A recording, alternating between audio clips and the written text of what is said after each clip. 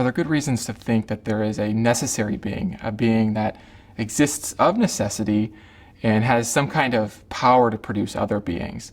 That would be a necessary being. It's a good question, and I think really there are some good reasons to believe that there is a necessary being. Now, like any reason, I think that there is room for rational debate and rational discussion. So I don't think there are arguments for a necessary being that require people to believe in such a being. But I do think there are some reasons that can incline and motivate a rational agreement. And one reason I think this is because in my own life, I went through a stage of inquiring, is there a necessarily existing foundation to reality? This is a very interesting question. I read various books and articles, discovered arguments that led me to believe that there is a necessary being, and I know others who have a similar story.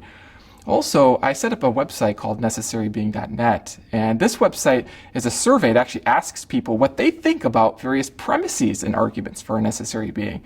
And so I wanted to test, do people who don't believe in necessary being find intuitively plausible any premises in various arguments for a necessary being? And the results were extraordinarily intriguing. More than 90% of people who said no to the question, is there a necessary being, reported premises that from which you can construct the argument that there is a necessary being.